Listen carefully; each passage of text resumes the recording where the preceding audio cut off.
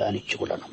എബ്രായ ലേഖനം 12-3 നിങ്ങളുടെ ഉള്ളിൽ ക്ഷീണിച്ചു മടുക്കാതിരിപ്പാൻ പാപികളാൽ തനിക്കു നേരിട്ട ഇങ്ങനെയുള്ള വിരോധം സഹിച്ചവനെ ധ്യാനിച്ചുകൊള്ളുവിൻ. ഈ പ്രഭാതത്തിൽ പരിശുദ്ധാത്മ നൽകുന്ന സന്ദേശം എന്റെ പ്രിയപ്പെട്ടവരുടെ ക്ഷീണം മാറ്റുവാൻ, മടുപ്പ് മാറ്റുവാൻ, സ്വർഗീയ പ്രത്യാശ പ്രദാനം ചെയ്യുവാൻ കാരണമായി തീരട്ടെ എന്ന് ഞാൻ പ്രാർത്ഥിക്കുന്നു.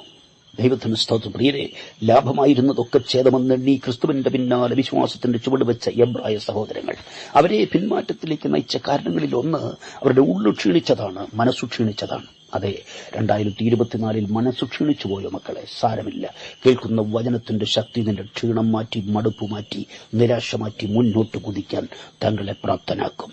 നമുക്കറിയാം, ഉള്ളിൽ ക്ഷീണം തോന്നിയാൽ, മടുപ്പ് തോന്നിയാൽ പിന്നെ ആരാധന ചടങ്ങായി മാറും, കൂട്ടായ്മ വിരസമായി തോന്നും. എന്നാൽ നമ്മുടെ കർത്താവ് ക്ഷീണിതനായപ്പോൾ അവിടുന്ന് എന്താ ചെയ്തത്? എബ്രായർ 12:2 തന്റെ മുമ്പിൽ വെച്ചിരുന്ന സന്തോഷമോർത്ത് അപമാനം അലക്ഷ്യമാക്കി ക്രൂശിനെ സഹിച്ചു. മക്കളെ, കഴിഞ്ഞ നാളുകളെല്ലാം നീ അപമാനം ഏറ്റുവാങ്ങിയോ?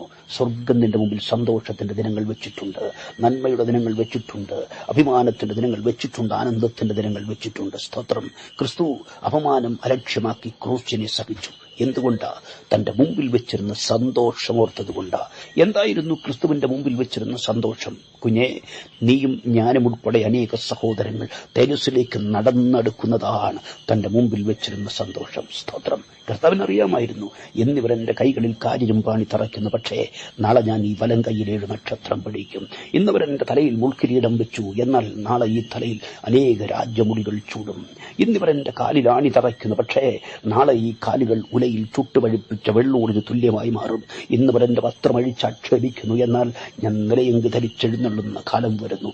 ഇന്നിവരെന്റെ മാർവിടം കുത്തിത്തുളയ്ക്കുന്നു, എന്നാൽ മാറത്തു പൊൻകച്ചവട്ടിവനായി ഞാൻ വെളിപ്പെടുന്ന കാലം വരുന്നു. കുഞ്ഞെ, ഉള്ളിലെ മടുപ്പ് മാറണമെങ്കിൽ ദൈവം നിനക്കായി കരുതി വെച്ചിരിക്കുന്ന സന്തോഷം അകക്കണ്ണിൽ കാണണം.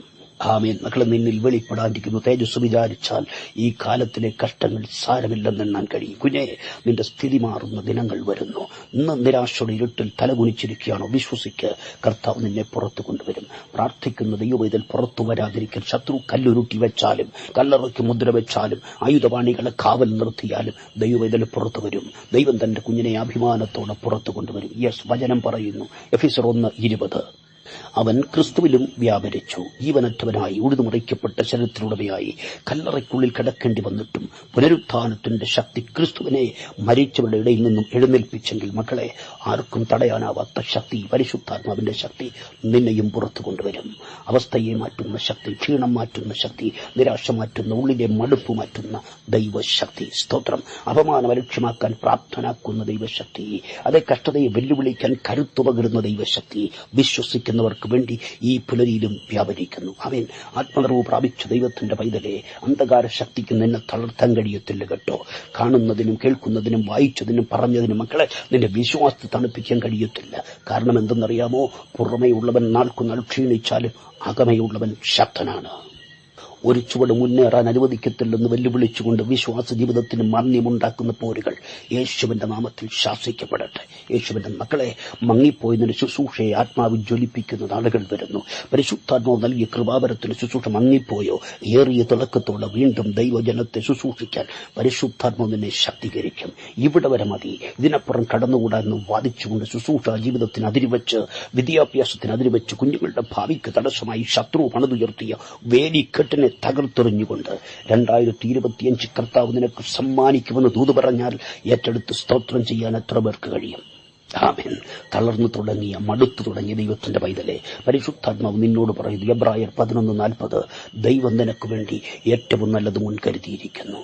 പ്രിയരെ, നാം ഈ തിരുവെഴുത്ത് പ്രാർത്ഥനയോട് പഠിച്ചാൽ ദൈവം തന്റെ കുഞ്ഞുങ്ങൾക്ക് വേണ്ടി കരുതിയിരിക്കുന്നതെല്ലാം ഏറ്റവും നല്ലതാണെന്ന് കാണാൻ കഴിയും. എന്തൊക്കെയാ വീണ്ടെടുക്കപ്പെട്ട ദൈവവേദനു വേണ്ടി സ്വർഗം കരുതിയിരിക്കുന്ന ഏറ്റവും നല്ല കാര്യങ്ങൾ? ഒന്നാമത്തെയും പരമപ്രധാനമത്തെയും കാര്യം, ഏറെ നല്ലത് വീണ്ടെടുപ്പാണ്. ക്രിസ്തു നൽകിയ നിത്യജീവനാണ് ഏറെ നല്ലത്. ആമേൻ.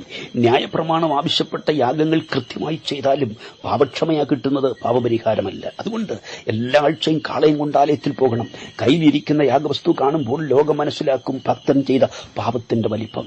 പക്ഷെ ഇന്നും ആലയത്തിലേക്ക് യാഗമൃഗങ്ങളെ കൊണ്ടുപോകുന്നത് ഭക്തന്മാർക്ക് ബുദ്ധിമുട്ടായപ്പോ പുരോഹിതന്മാർ ഭക്തനെ സഹായിക്കാൻ പള്ളിയിൽ കാളച്ചന്ത തുടങ്ങി. യോഹന്നാൻ 2:11 യേശു പറഞ്ഞു, ആലയത്തെ നിങ്ങൾ വാണിപശാലയാക്കി, ചന്തയാക്കി മാറ്റി. 3.5 വർഷം കഴിയുമ്പോൾ കർത്താവ് വീണ്ടും പറയുന്നു, മത്തായി 2:10 13 ആലയത്തെ നിങ്ങൾ കള്ളന്മാരുടെ ഗുഹയാക്കി. കുഞ്ഞെ, വചനം പറയുന്നത് ലംഘനം മറയ്ക്കുന്നവന് ശുഭം വരികയില്ലെന്ന്. പക്ഷേ ആദിമദമ്പതികൾ പാപം മറയ്ക്കാൻ പാടുപെടുന്നത് കാണാം. ആദ്യം പാപത്തെ മറയ്ക്കാൻ മരത്തിന്റെ ഇല കൊണ്ട് മറയ്ക്കാൻ ശ്രമിച്ചു. പക്ഷേ രണ്ടാമത് പാപത്തെ മരം കൊണ്ട് മറയ്ക്കാൻ ശ്രമിച്ചു. അത്തിയുടെ മറവിൽ ഒളിച്ചു. മക്കളെ, പാപത്തെ ഉടയാട കൊണ്ട് മറയ്ക്കാൻ പറ്റത്തില്ല, അന്യഭാഷ കൊണ്ട് മറയ്ക്കാൻ പറ്റത്തില്ല, പ്രസംഗം കൊണ്ട് മറയ്ക്കാൻ പറ്റത്തില്ല, നീതി പ്രവൃത്തി കൊണ്ട് മറയ്ക്കാൻ പറ്റത്തില്ല. പാപത്തിന് ശാശ്വത പരിഹാരം വരുത്തുവാൻ മരത്തിന്റെ ഇല കൊണ്ട് പൊതിയുകയല്ല, മരത്തിന് മറഞ്ഞു നിൽക്കുകയല്ല, പാപത്തെ മരത്തിൽ തൂക്കണം. അതാണ് കാൽവറിയിൽ സംഭവിച്ചത്. പാപക്ഷമയല്ല പാപത്തിന്റെ ശാശ്വതമായ പരിഹാരം. പുതിയ നിയമവിശ്വാസിക്ക് ദൈവം കരുതി വെച്ച ഏറ്റവും നല്ല കാര്യം പുത്രനിലൂടെയുള്ള പാപപരിഹാരം ആയിരുന്നു, നിത്യജീവനായിരുന്നു. ദൈവ അഭിമാനത്തോടെ തന്നെക്കുറിച്ച് പറയുന്ന ഒരു പ്രഖ്യാപനമുണ്ട്. എന്താ അത്? ഞാനാകുന്നവൻ ഞാനാകുന്നു എന്ന. പ്രിയപ്പെട്ടവരെ, ഞാനാകുന്നവൻ ഞാനല്ലാതായി, ഞാനാകുന്നവൻ ഏതുമല്ലാത്തതായി, ഞാനാകുന്നവൻ ലോകത്തിന്റെ പാപം ചുമക്കുന്നവനായി മരത്തിൽ തൂങ്ങി, ശാപമായി തൂങ്ങി. അതാ മക്കളെ നമ്മുടെ രക്ഷയ്ക്ക് കാരണമായി തീർന്നു. മനുഷ്യരെ രക്ഷിക്കാൻ മഹാദൈവം മഹിമ വിട്ട് ഭൂമിയിൽ ഇറങ്ങി വന്നു. എന്തിനാ? നിന്നെ ഉയർത്താൻ. ക്രിസ്തുവിന്റെ താഴ്ചയുടെ ഒന്നാമത്തെ പടി ദൈവത്തോടുള്ള സമത്വം മുറുകെ പിടിച്ചില്ലെന്നുള്ളതാണെങ്കിൽ, വേഷത്തിൽ മനുഷ്യനായി എന്നുള്ളതാ അവിടുത്തെ താഴ്ചയുടെ രണ്ടാമത്തെ പടി. മനുഷ്യനായവൻ ദാസ്വരൂപമെടുത്തതാണ് ക്രിസ്തുവിന്റെ താഴ്ചയുടെ മൂന്നാമത്തെ പടി. തങ്ങളിൽ വലിയവനാരെന്നറിയാൻ ശിഷ്യന്മാരും മത്സരിക്കുമ്പോൾ പരമഗുരുവായവനിതാ ദാസ്വരൂപമെടുത്ത് അവരുടെ കാലു കഴുകുന്നു. ആരാവലുത്? തങ്ങളിൽ ആരാവരുത്? കർത്താവ് പറഞ്ഞു, ഞാനാ ചെറുത്, ഞാനാകുന്നവൻ ഇതാ, ഞാനല്ലാതാകുന്നു.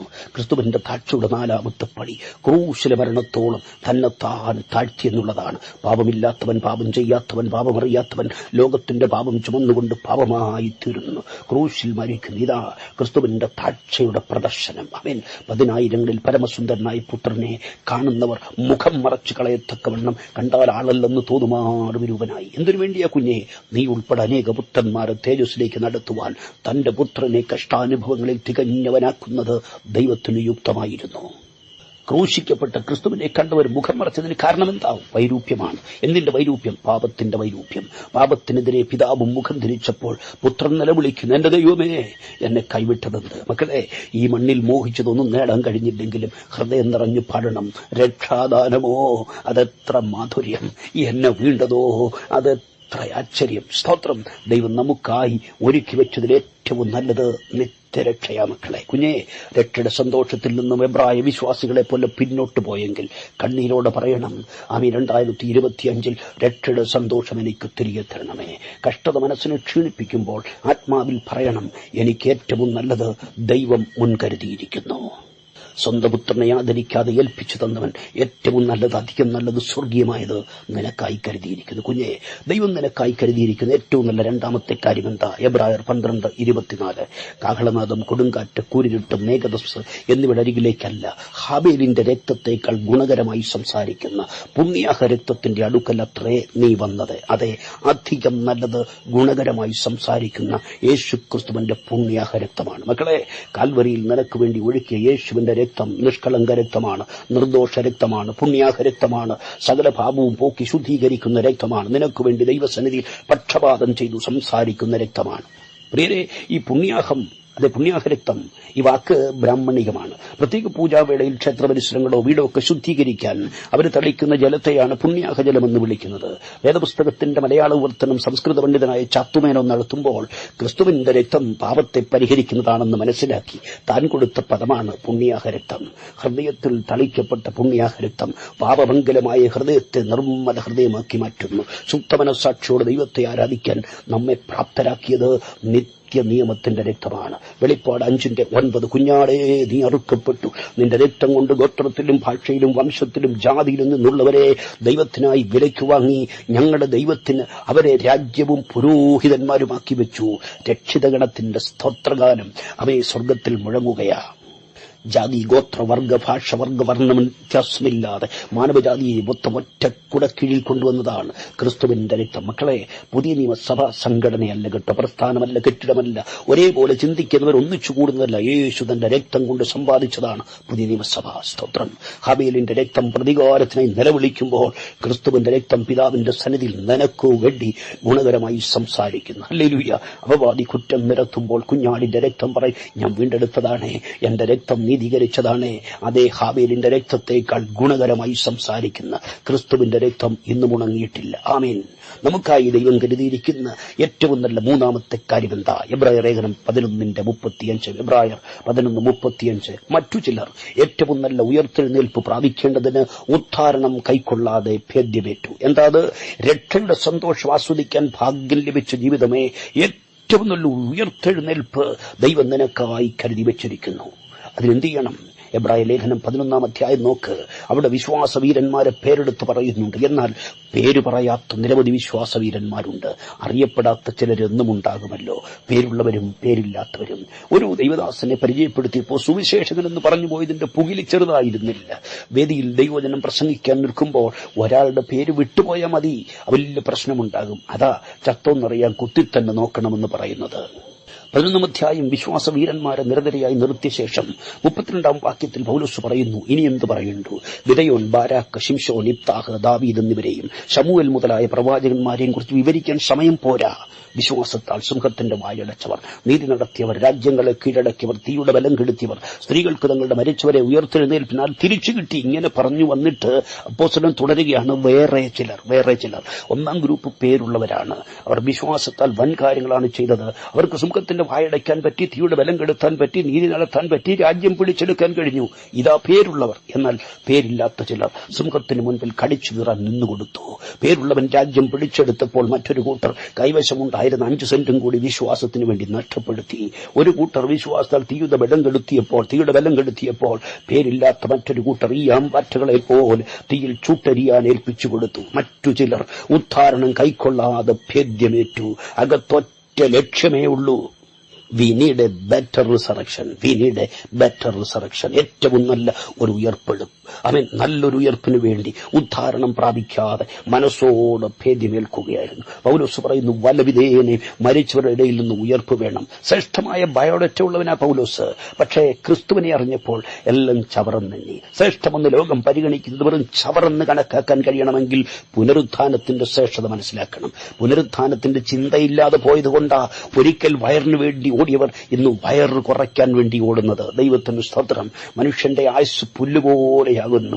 വയലിലെ പൂ പോലെ അവൻ പൂക്കുന്നു. കാറ്റതിന്മേൽ അടിക്കുമ്പോൾ അതില്ലാതെ പോകുന്നു. അതിന്റെ സ്ഥലം പിന്നെ അതിനെ അറിയുകയുമില്ല. കുഞ്ഞേ, പിന്നെ തിരിച്ചു വീട്ടിലോട്ട് ചെന്ന ഭാര്യ പോലും കേട്ടിട്ടില്ല. അതിന്റെ സ്ഥലം പിന്നെ അതിനെ അറിയുകയുമില്ല. സങ്കീർത്തനം പറയുന്നു 39:4, എന്റെ ധ്യാനത്തിങ്കൽ തീ കത്തി. എന്ത് ധ്യാനിച്ചപ്പോഴാ തീ കത്തിയത്? യഹോവേ, എന്റെ അവസാനത്തെയും എന്റെ ആയുസ് എത്രയെന്നും എന്നെ അറിയിക്കണമേ. ഞാൻ എത്ര ക്ഷണികനെന്ന് ഞാൻ അറിയുമാറാകട്ടെ. ഇതാ നീ എന്റെ നാടുകളെ 4 വിരൽ നീളമാക്കിയിരിക്കുന്നു. മണ്ണു വിട്ടു പോകേണ്ടവരാണെന്നുള്ള ബോധ്യത്തോടെ ജീവിച്ചാൽ നല്ലൊരു ഉയർപ്പ് ലഭിക്കും. അതേ പ്രിയപ്പെട്ടവരെ, പകലുള്ളിടത്തോളം വിളിച്ചവന്റെ പ്രവൃത്തി ചെയ്യണം. കാരണം ആർക്കും പ്രവർത്തിക്കാൻ കഴിയാത്ത രാത്രി വരികയാണ്. സങ്കീർത്തനക്കാരൻ പറയുന്നു, ഞാൻ ഉണരുമ്പോൾ നീതിയിൽ നിന്റെ മുഖത്തെ കണ്ട് തൃപ്തി പ്രാപിക്കും. നിന്റെ സ്വരൂപത്തിൽ ഉണരുമ്പോൾ തിരുമുഖം കണ്ട് തൃപ്തി പ്രാപിക്കും. ഇതാ മക്കളെ നല്ലൊരു ഉയർപ്പ്. പ്രിയരെ, മരണം ഭീകരമല്ല കേട്ടോ. ആത്മാവിന് ജഡത്തിന്റെ പിടിയിൽ നിന്ന് സ്വാതന്ത്ര്യം ലഭിക്കുന്നതാ മരണം. മണ്ണിന്റെ കൂട് വിട്ട് വിണ്ണിലേക്ക് പറന്നു പോകാൻ ആത്മാവ് ഉള്ളിൽ ചിറകടിക്കുകയാ കേട്ടോ. വിട്ടുപിരിഞ്ഞ് ക്രിസ്തുവിനോട് കൂടെ വസിക്കാൻ ഞാൻ ആഗ്രഹിക്കുന്നു. അത് അത്യുത്തമമല്ലോ. ക്രിസ്തുവിൽ ജീവിച്ച് ക്രിസ്തുവിൽ മരിക്കുന്നവൻ ക്രിസ്തു ഉയർത്തതുപോലെ ഉയർക്കും. അവന് വേണ്ടി നല്ലൊരു ഉയർപ്പ് കർത്താവ് കരുതി വെച്ചിരിക്കുന്നു. ദൈവം തന്റെ കുഞ്ഞുങ്ങൾക്ക് വേണ്ടി കരുതി വെച്ചിരിക്കുന്ന 4ാമത്തെ കാര്യം എബ്രായർ 11:16 കാണാം. അവരോ അധികം നല്ലതിനെ, സ്വർഗീയമായതിനെ തന്നെ കാക്ഷിച്ചിരുന്നു. ആകയാൽ ദൈവം അവരുടെ ദൈവമെന്ന് വിളിക്കപ്പെടാൻ ലജ്ജിക്കുന്നില്ല. അവനവർക്കായി ഒരു നഗരം ഒരുക്കിയിരിക്കുന്നുവല്ലോ. ദൈവം തന്റെ കുഞ്ഞുങ്ങൾക്കായി ഏറ്റവും നല്ലത് കരുതിയിരിക്കുന്നു. ഒരു നഗരം കരുതിയിരിക്കുന്നു. ഏറ്റവും നല്ല നഗരം. വാഗ്ദത്ത ദേശത്ത്, അന്യദേശത്തെന്ന പോലെ അബ്രഹാം കൂടാരത്തിൽ പാർത്തുകൊണ്ട് ദൈവം ശില്പിയായി നിർമ്മിച്ച നഗരത്തെ കാത്തിരുന്നു. അബ്രഹാമിന്റെ മരണസമയത്ത് പ്രിയപ്പെട്ടവരെ, മകനായി ഇസഹാക്കിന് 100 വയസ്സുണ്ട്. അവനെ വിളിച്ചടുത്തിരുത്തി. കൊച്ചുമകൻ യാക്കോബിന് 15 വയസ്സുണ്ട്. അവനെ വിളിച്ചടുത്തിരുത്തി. കൂടാരത്തിൽ പാർത്തുകൊണ്ട് ദൈവം ശില്പിയായി നിർമ്മിച്ച പട്ടണം കണ്ടു. ദൂരത്തുനിന്ന് അത് കണ്ട് അഭിവന്ദിച്ചുകൊണ്ട് ഭൂമിയിൽ തങ്ങൾ അന്യരും പരദേശികളും ഏറ്റുപറഞ്ഞ് വിശ്വാസത്തിൽ മരിച്ചു. പ്രിയരെ, അബ്രഹാം വിട്ടുപോയ ദേശം നമുക്കറിയാം. 2 സംസ്കാരങ്ങളുടെ സംഗമ ഭൂമിയാണ്. നീലനദിയുടെ തീരത്ത് ആരംഭിച്ച ഈജിപ്ഷ്യൻ സംസ്കാരവും യൂഫ്രട്ടീസിന്റെ തീരത്തുടലെടുത്ത മെസൊപ്പൊട്ടേമിയൻ സംസ്കാരവും. ഇവിടെയുള്ള ഷീരാറിലാണ് സ്വർഗത്തോളം എത്തുന്ന പട്ടണം പണിതുയർത്ത കണ്ടെത്താൻ തുടങ്ങിയത്. ദൈവം ഭാഷ കലക്കിയില്ലെങ്കിൽ അവർക്കതും സാധിക്കുമായിരുന്നു. പക്ഷേ യാക്കോബ് പറയും, കുഞ്ഞെ, നിങ്ങൾ എത്ര പണിതാലും സ്വർഗത്തോളം എത്തത്തില്ല, പക്ഷെ ദൈവം ഒരു ഗോവേണി വെച്ചാൽ ഭക്തന്റെ അടുത്ത് ഈ ഭൂമിയിലെത്തും. ആമേൻ. നിർമ്മാണ കലയുടെ ഈറ്റില്ലമായ ബാബിലോണിൽ നിന്നും വന്ന അബ്രഹാം പക്ഷെ വാഗ്ദത്ത ദേശത്ത് കൊട്ടാരം പണിതില്ല, കൂടാരത്തിൽ പാർത്തുകൊണ്ട്. കാരണം എന്താ? കൂടാരത്തിൽ പാർത്തത് ഏറ്റവും നല്ല കെട്ടിടം, അധികം നല്ലതായ പട്ടണം, ദൈവം ശില്പിയായി നിർമ്മിച്ച പട്ടണം എനിക്കായി ഒരുക്കിയിരിക്കുന്നു. ബാബേലിലെ കൊട്ടാര സമുച്ചയങ്ങളെല്ലാം തകർന്നു ധരിപ്പണമായി. പക്ഷേ ദൈവം ശില്പിയായി നിർമ്മിച്ച അടിസ്ഥാനമുള്ള നഗരം നിനക്കായി കാത്തിരിക്കുന്നു. വെളിപ്പാട് 21:1 യോഹന്നാൻ പറയുന്നു, ഞാൻ പുതിയ ആകാശവും പുതിയ ഭൂമിയും കണ്ടു. ഒന്നാമത്തെ ആകാശം ഒന്നാമത്തെ ഭൂമിയും ഒഴിഞ്ഞുപോയി, സമുദ്രമിനിയില്ല. ദൈവം നമുക്കായി ഒരുക്കിയിരിക്കുന്ന പട്ടണത്തിൽ സമുദ്രമില്ല കേട്ടോ. മനുഷ്യനെ ഭാഷ, വർഗ, വർണ്ണ വ്യത്യാസങ്ങൾ പറഞ്ഞ് വിഭജിച്ചു നിർത്തിയ സമുദ്രം അവിടെയില്ല. നിറത്തിന്റെ പേരിൽ, കുടുംബത്തിന്റെ പേരിൽ, ശുശ്രൂഷയുടെ പേരിൽ, ആകൃതിയുടെ പേരിൽ, ജാതിയുടെ പേരിൽ അതിരുവെച്ച് മാറ്റി നിർത്താൻ സമുദ്രം അവിടെയില്ല. 1500 മൈൽ നീളവും 1500 മൈൽ വീതിയും 1500 മൈൽ ഉയരവുമുള്ള തങ്കക്കൊട്ടാരം, ഏറ്റവും നല്ല ഒന്ന്. ഈ മണ്ണിൽ ക്ലേശം അനുഭവിക്കുന്ന ദൈവത്തിന്റെ വൈതലെ, നിനക്ക് വേണ്ടി അരുമനാഥൻ ഏറ്റവും നല്ലത് ഒരുക്കിയിരിക്കുന്നു. സൂര്യചന്ദ്ര നക്ഷത്രാദികളുടെ ആവശ്യം അവിടെയില്ല. കാരണം കുഞ്ഞാടവരുടെ വിളക്കാണ്. സ്വച്ഛസ്ഫടിക തുല്യമായ തങ്കത്തെരുവീതികൾ, കണ്ണാടി കടൽ, കളകളം മുഴക്കി ഒഴുകുന്ന ജീവജല നദിയുടെ കരയിൽ ജീവവൃക്ഷം മുത്തുകൊണ്ട് തീർത്ത 12 ഗോപുരങ്ങൾ, 12 വിധ രത്നങ്ങൾ കൊണ്ട് അടിസ്ഥാനമിട്ട 12 മുത്തുഗോപുരങ്ങൾ. ആമേൻ. നീലരത്നം, മാണിക്യം, മരതകം, ഗോമേതകം, വൈഢൂര്യം, പുഷ്യരാഗം, പത്മരാഗം, സുഗന്ധിരത്നം, നഖവർണി, ചുവപ്പുകല്ല് തുടങ്ങി 12 വിധ രത്നങ്ങൾ കൊണ്ട് അടിസ്ഥാനമുള്ള നഗരം നിനക്കായി ഏറ്റവും നല്ലത് ദൈവം കരുതിയിരിക്കുന്നു. അവിടെ നമുക്ക് മുമ്പേ അക്കരെ നാട്ടിലെത്തി ആദമുണ്ട് കേട്ടോ, ഹാനോക്കുണ്ട്, അബ്രഹാമുണ്ട്, ഇസഹാക്കുണ്ട്, പൗലോസുണ്ട്, അപ്പൊല്ലോസുണ്ട്, പത്രോസുണ്ട്, വിശുദ്ധന്മാരെല്ലാവരുമുണ്ട്. പക്ഷേ ഞാൻ അവിടെ പോകുന്നത് അവരെ ആരെയും കാണാനല്ല, ജീവവൃക്ഷത്തിന്റെ ഫലം തിന്നാനുള്ള ആശ കൊണ്ടല്ല, ജീവജല നദിയിൽ കുളിക്കാനുള്ള ആഗ്രഹമല്ല കേട്ടോ, തങ്കത്തെരുവീതിയിൽ നടക്കാനുള്ള കൊതി കൊണ്ടല്ല. പ്രാണപ്രിയനെ താൻ ഇരിക്കുന്ന പോലെ തന്നെ കാണണം, അവന്റെ മുഖം കണ്ട് തൃപ്തനാകണം. ഇതാ വീണ്ടെടുക്കപ്പെട്ട ദൈവകുഞ്ഞുങ്ങളുടെ ഭാഗ്യകരമായ പ്രത്യാശ. ആമേൻ. പ്രിയരെ, ഏറ്റവും നല്ലത് ദൈവം നിങ്ങൾക്കായി മുന്നൊരുക്കിയിരിക്കുന്നു. ഇളകാത്ത രാജ്യം പ്രാപിക്കുവാൻ വെമ്പൽ കൊള്ളുന്ന മനസ്സുടമകളായി വിശുദ്ധ നയിപ്പാൻ കർത്താവ് എല്ലാ പ്രിയപ്പെട്ടവരെയും സഹായിക്കട്ടെ. ഒരു പ്രാവശ്യം കൂടി കർത്താവിന്റെ വചനം കൊണ്ട് എന്റെ പ്രിയപ്പെട്ടവരെ ശുശ്രൂഷിക്കാൻ അവസരം നൽകിയ മഹാദൈവത്തിന് നന്ദി പറയുന്നു. സുവിശേഷകൻ രാജൻ ഫിലിപ്പാണ്. പതിവ് പോലെ